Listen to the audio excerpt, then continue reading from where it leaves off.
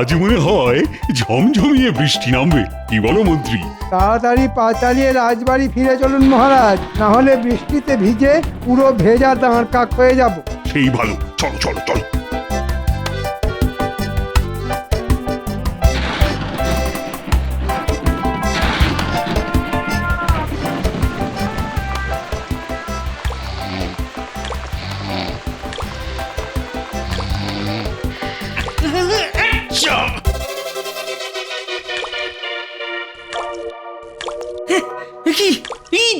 সর্বনাশ! আরে আমার ঘরের চাল যে ফুটো অগিন্নি। অনেকবার বলেছি বর্ষা আসার আগে ঘরের চালখানা সারিয়ে নাও, সারিয়ে নাও। তখন তো কথা কানে ঢোকেনি। এবার বোঝো ঠালা।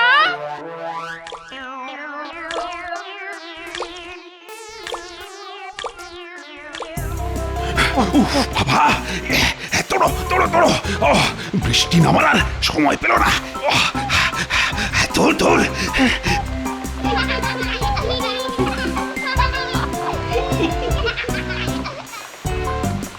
কি হলো মহারাজ, দাঁড়িয়ে পড়লেন কেন? তাড়াতাড়ি চলুন। দেখো দেখো মন্ত্রী, বাচ্চারা এই বৃষ্টির মধ্যে কত আনন্দ নিয়ে খেলা করছে। ওদের দেখে আমারও ওদের সঙ্গে খেলা করতে ইচ্ছে করছে যে। ও বাচ্চারা, আমিও খেলবো তোমাদের সঙ্গে। এই আমাকেও খেলতে নাও না গো তোমাদের সঙ্গে। ওই দেখ, মহারাজও আমাদের সঙ্গে খেলবে বলছে। এই নিন মহারাজ, এই নিন।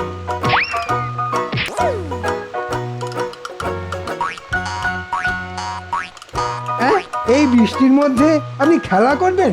আপনার কি মাথা খারাপ হয়ে গেল মহারাজ? অবশ্য হতেও পারে। শুনেছি বেশিক্ষণ ভেজা মাথায় থাকলে ঠান্ডা লেগে মাথার ঘিলু কাজ করা বন্ধ করে দেয়। আপনারও তাই হয়েছে বলে মনে হচ্ছে। কি? আমার মাথায় ঠান্ডা লেগে ঘিলু কাজ করা বন্ধ করে দিয়েছে? এত বড় কথা! দাঁড়াও, এইবার দেখো মন্ত্রী, আমার মাথায় ঠান্ডা লাগার ফল। ওরে বাবা রে, আর বলবো না, ক্ষমা করে দিন মহারাজ, ক্ষমা করে দিন। আর বলবো না এমন কথা। না না না, সব কিচ্ছু শুনবো না। এই নাও। কি মজা, কি মজা, কি মজা!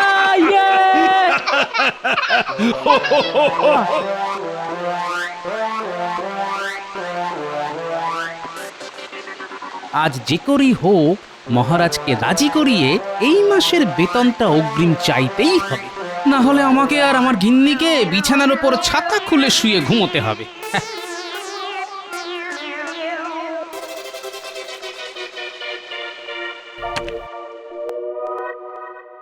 ওই দেখুন, গোপালও এসে গেছে।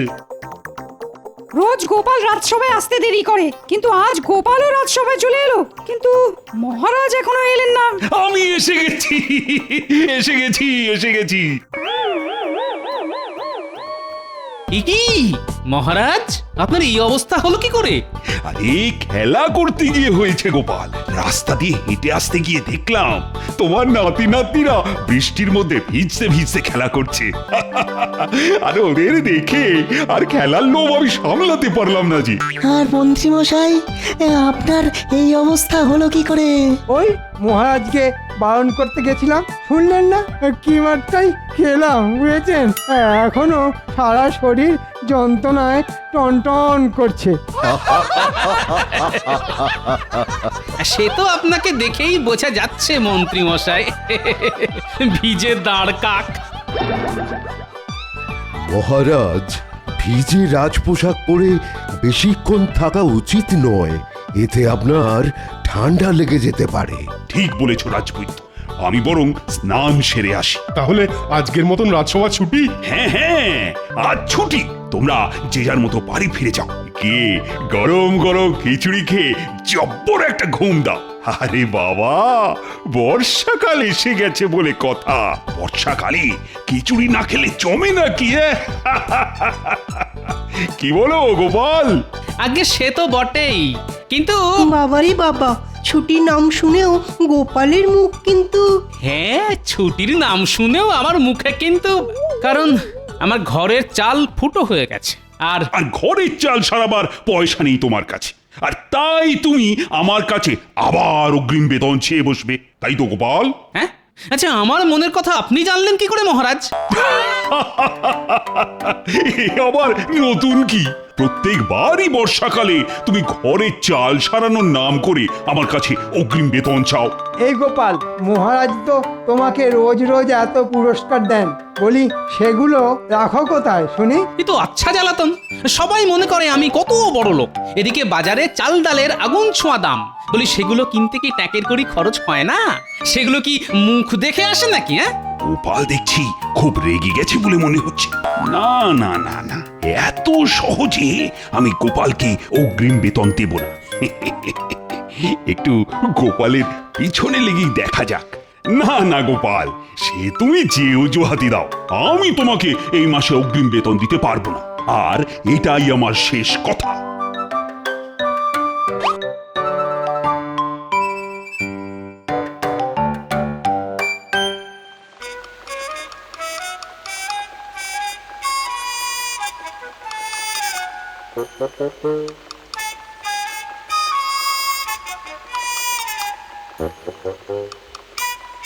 এই নিন, এবার গিয়ে তাড়াতাড়ি স্নান সেরে আসুন। হ্যাঁ হ্যাঁ, এক্ষুনি যাচ্ছি। আমি আজ মুগ ডালের খিচুড়ি করেছি, আর তার সাথে গরম গরম বেগুনি। তাড়াতাড়ি আসুন।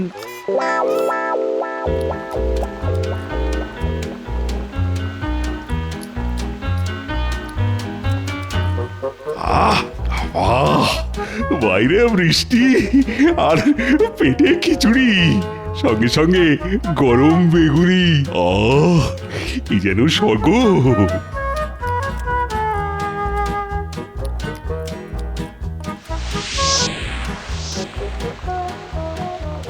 সে কি, মহারাজ তোমাকে অগ্রিম বেতন দেবেন না বললেন?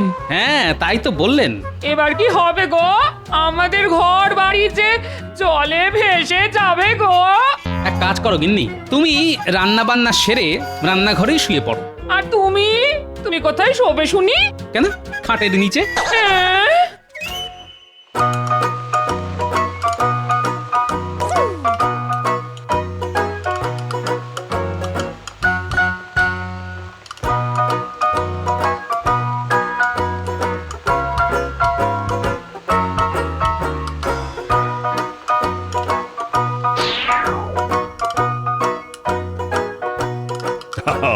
কাল রাতে সবার কেমন ঘুম হলো শুনি? ওহ, দারুণ! হ্যাঁ মহারাজ, দারুণ ঘুম হয়েছে। গতকাল সারা রাত বাইরে ঝমঝমিয়ে বৃষ্টি পড়ছে, ভালো ঘুম না হয় উপায় আছে নাকি? আর গোপাল, তোমার কেমন ঘুম হলো? আমার ফুটো ঘরের চাল দিয়ে জল পড়ছে জেনেও মহারাজ প্রশ্ন করলেন কেমন ঘুম হলো। হুম, আগে দারুণ ঘুম হয়েছে মহারাজ। সকালে ঘুমও ভেঙেছে দারুণ ভাবে। হ্যাঁ, সেটা কি রকম শুনি? আগে চোখ খুলে মুখ হা করলাম, ফুটো চাল থেকে বৃষ্টির জল সোজা আমার মুখে এসে পড়লো। ব্যাস, বৃষ্টির জলেই কুলকুচি করে চোখ মুখ ধুয়ে নিলাম।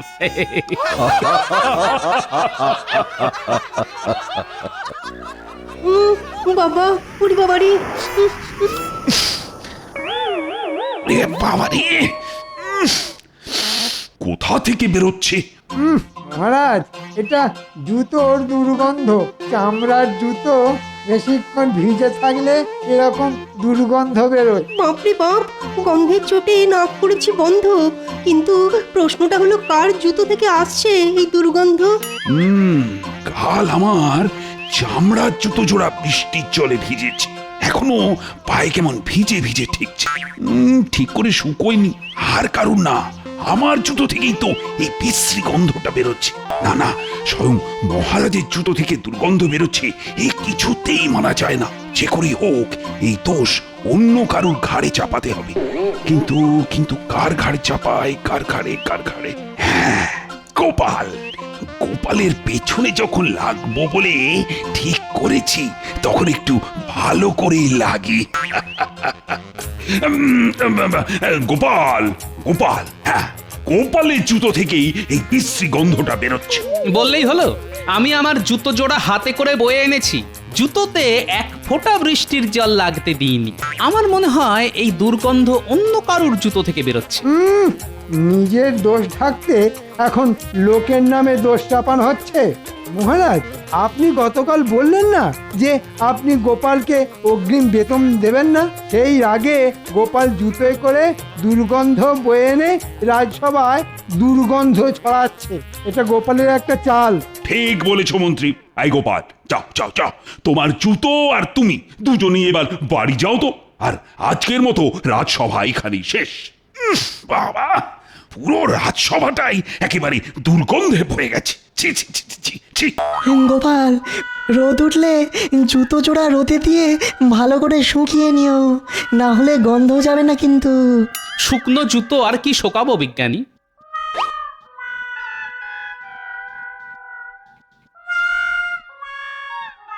যাক, দুর্গন্ধটা আগের থেকে একটু কমেছে বলে মনে হচ্ছে। তাই তো, দুর্গন্ধটা আর আগের মতন তো নেই। এখন দুর্গন্ধটা আগের থেকে অনেক কম। তার মানে মহারাজ, দুর্গন্ধটা আর কারুর জুতো থেকে নয়, আমাদের মহারাজের জুতো থেকে বেরোচ্ছে। আর তাই সেটা বুঝতে পেরে মহারাজ রাজসভা ছুটি দিয়ে চলে গেলেন। আর মহারাজ যাওয়ার সঙ্গে সঙ্গে জুতোর দুর্গন্ধও চলে গেল। কিন্তু মহারাজ তো শুধু চলে গেলেন না, যাওয়ার আগে দোষটা চাপিয়ে গেলেন আমার ঘাড়ে। এই গোপাল, যাও যাও যাও, বাড়ি যাও।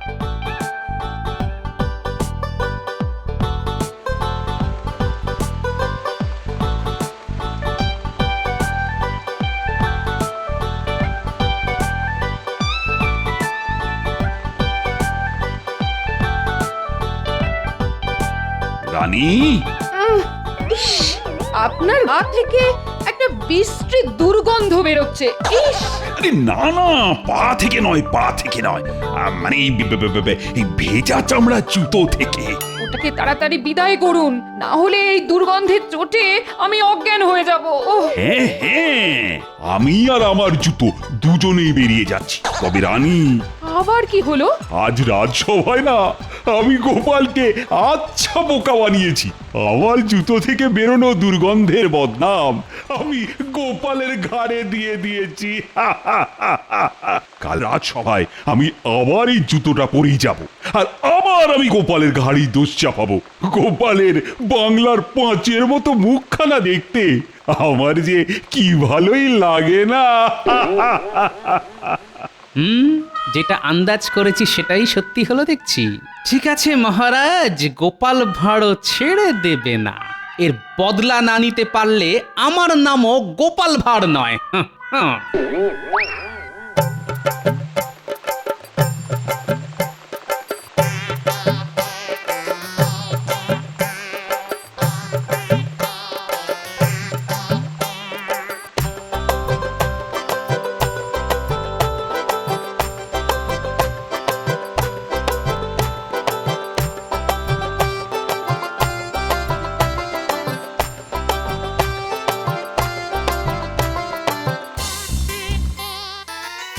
এই যে খুদের দল, বৃষ্টিতে ভিজে কি করছিস তোরা? আমরা কই মাছ ধরছি গোপাল দাদু। ওসব পরে করবি, আগে এদিকে আয়, কাজ আছে। বলো গোপাল দাদু, কি করতে হবে আমাদের? বেশি কিছু নয়, তোদের শুধু হয়ে যাবে গোপাল দাদু। আজ রাতের মধ্যেই কাজ হয়ে যাবে। বেশ বেশ।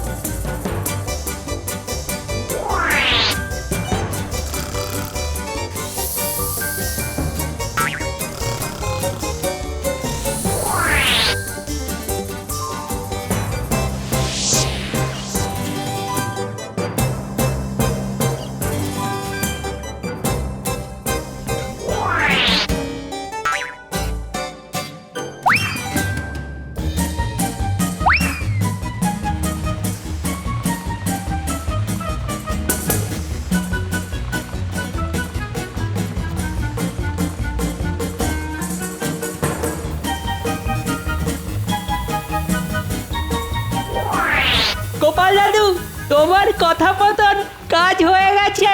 তা কেমন কাজ করলি দেখি? এই দেখো গোপাল দাদু, এবার জমবে খেলা।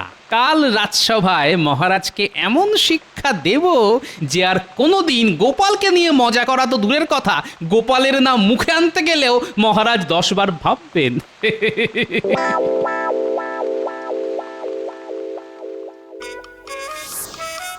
হ্যাঁ, কি অদ্ভুত ব্যাপার!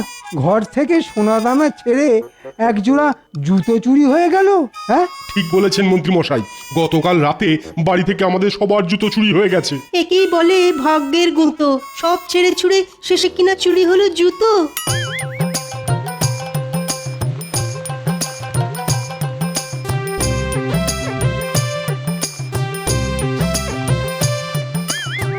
আজ মহারাজ হবেন অবাক, উড়ে যাবে গাছে বসা কাক, গোপালের বুদ্ধির জোরে করবে চিচিং ফাঁক। লা লা লা লা লা।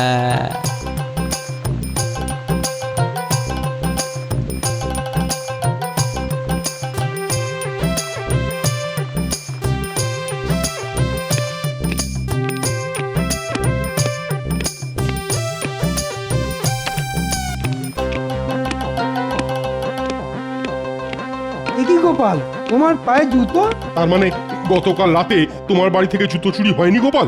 এই রাজ্যে এখনো এত বড় চোর জন্মায়নি যে গোপালের বাড়িতে ঢুকে চুরি করবে। তাই নাকি গোপাল? মানছি তোমার বুদ্ধির জোর আছে, তা বলে তুমি সব সময় বুক ফুলিয়ে ঘুরে বেড়াবে, এ কেমন করে হয়? ঠিক বলেছেন মহারাজ, গোপালের অহংকারে মাটিতে পা পড়ে না। ভাঁড় কোথাকার! আবার সেই বিশ্রী দুর্গন্ধ। এই গোপাল, এই বিশ্রী দুর্গন্ধ তোমার জুতো থেকেই বেরোচ্ছে। যাও যাও যাও, জুতোটা বাইরে রেখে এসো।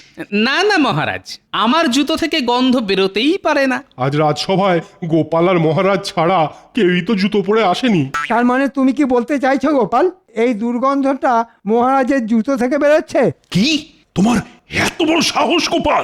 আমি তোমার এই মাসের বেতন কেটে নেব, এ আমি বলে দিলাম। না না, আমি তা বলতে চাইনি মহারাজ, আমাকে ক্ষমা করুন মহারাজ। গোপালের মুখখানা শুকিয়ে একেবারে শুকনো আমের আটি হয়ে গেছে। গোপালকে আচ্ছা করে চমকে দিয়েছি। হাসুন হাসুন, মনে মনে যত খুশি হেসে নিন। এবার যে আপনাকে কাঁদতে হবে মহারাজ। হায় রে হায়, আমার সব শেষ হয়ে গেল। এই মাসের বেতন হাতে না পেলে আমাকে যে না খেয়ে মরতে হবে।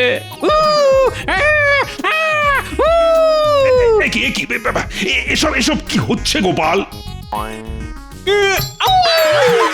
পড়ে গেলাম, বাঁচাও বাঁচাও বাঁচাও। গোপাল পাগল হয়ে গেছে মহারাজ। না না না না, পাগল নয়, এ তো মৃগী রোগের লক্ষণ। বাবা রে, রাজবৈদ্য, ও রাজবৈদ্য, কিছু একটা করো। আরে আরে আরে, গোপালকে শান্ত করো, না হলে আমার হাতখানা, ওরে বাবা রে। জুতোর দুর্গন্ধ মহারাজ, চামড়ার জুতোর দুর্গন্ধ শোকালে মৃগী রোগী শান্ত হয়ে যায়। তাহলে এক্ষুনি গোপালের পা থেকে জুতোটা খুলতে হবে। এই যা করা তাড়াতাড়ি করো। ওরে বাবা রে, ও বাবা। দাঁড়ান দাঁড়ান মহারাজ, এই এই এই, ওরে বাবা, ও কি শক্ত, কিছুতেই খুলছে না। ও না না না, গোপালের জুতোয় কাজ হবে না। আমার জুতোই বিশ্রী দুর্গন্ধ হয়েছে, ওটা শুকলেই গোপাল শান্ত হবে। আরে বাবা, কি হলো? কথা কানে যাচ্ছে না। এতদিন আমার জুতো থেকেই দুর্গন্ধ বেরোচ্ছিল, তাই তো জুতোটা আগে গোপালের নাকের কাছে নিয়ে ধরো। এ কাজ আরো তাড়াতাড়ি হবে। উফ বাবা, আরে তাড়াতাড়ি, ওরে বাবা রে। তার আর দরকার নেই মহারাজ, গোপাল সুস্থ হয়ে গেছে। নয় মহারাজ, হ্যাঁ, গোপালের কিছুই হয়নি মহারাজ। এ তো সত্যিটা আপনার মুখ থেকে বার করার জন্য একটা ছোট্ট অভিনয় ছিল মহারাজ।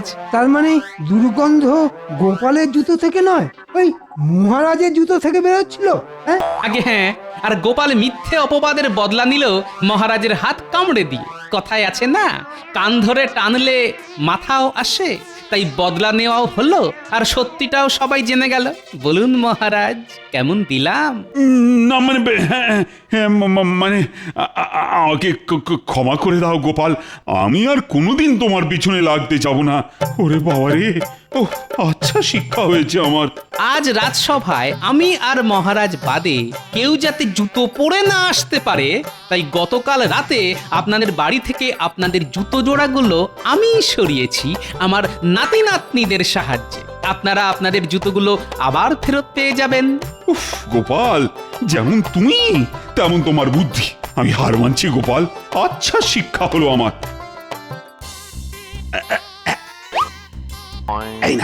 এই নাও আগামী 2 মাসের অগ্রিম বেতন আমি তোমাকে পুরস্কার হিসেবে দিলাম।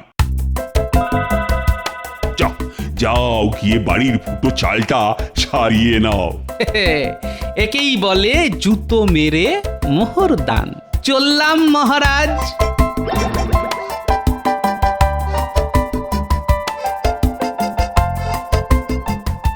বাবা, ওরে বাবা রে, ও